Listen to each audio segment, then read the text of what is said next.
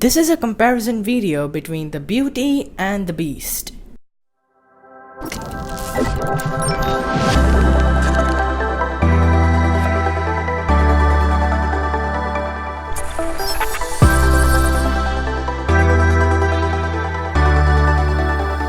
Before we start, let's do the unboxing of the beautiful box from OnePlus. Right off the box, you get phone, of course. Lifting that up, you get the user manual.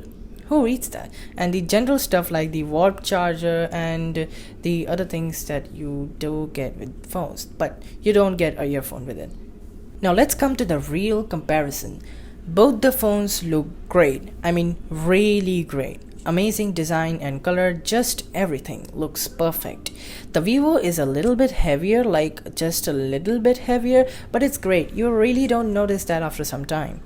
Now let's first talk about the displays of both of them.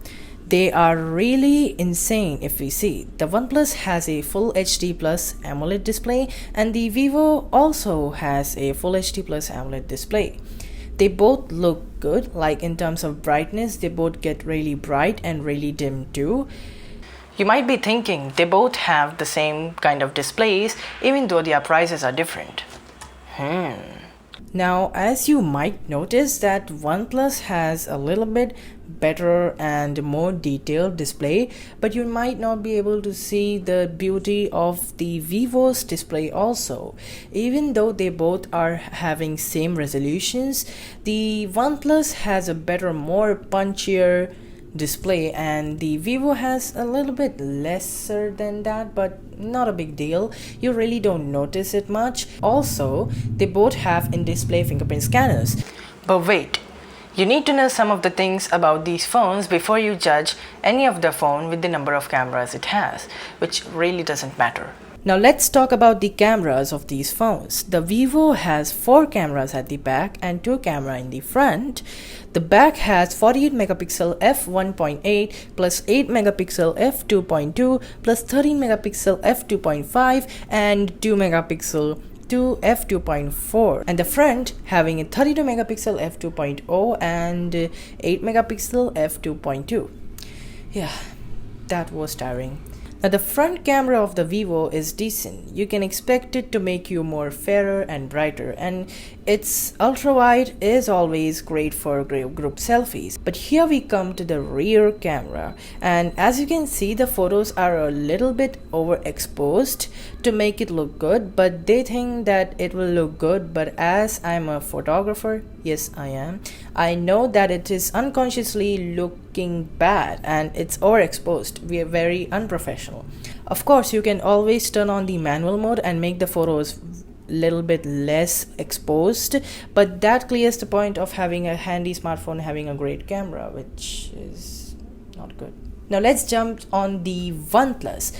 This thing has 3 cameras at the back and 1 at the front. The back having 48 megapixel f1.6 micron lens and a 16 megapixel f2.2 plus a 12 megapixel f2.2 lens, and the back having the 16 megapixel f2.0 1.0 micron lens. Now the OnePlus photos are pretty decent and they are not overexposed as the Vivo was, but you only have one single camera in the front, so you miss the ultra wide selfies, but it's okay, I think so. Now let's talk about their processors. The Vivo has a Qualcomm Snapdragon 675 chip and the OnePlus 7T has a Qualcomm Snapdragon 855 Plus chip. Now at this point you might be thinking, what? They both have so different processors. Wait, you're not wrong, but I've thought about this a lot and there is a real reason why I'm comparing both of these phones, and you'll get to know about that in a minute. Even though the Vivo has a mid-range processor and the OnePlus has a best processor that Qualcomm has to offer, you don't really notice it.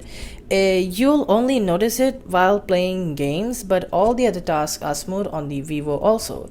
Now I know the OnePlus has the Oxygen OS 10, the fastest one for Android. The Fun Touch OS on the Vivo is also fast. Like the multitasking stuff is good. You might not notice it that much that there is a lower mid-range processor in the Vivo, But if you play games, then definitely there will be loading times more, and there will be difference between the Snapdragon 855 Plus processor and the Snapdragon 675 processor.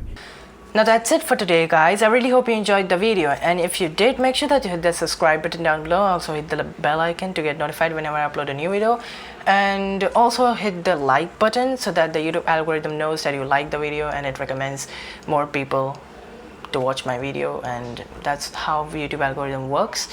And if you still have any queries related to both of these phones, you can comment down below and I'll try to answer them. And yeah, that's it. I'll see you next time.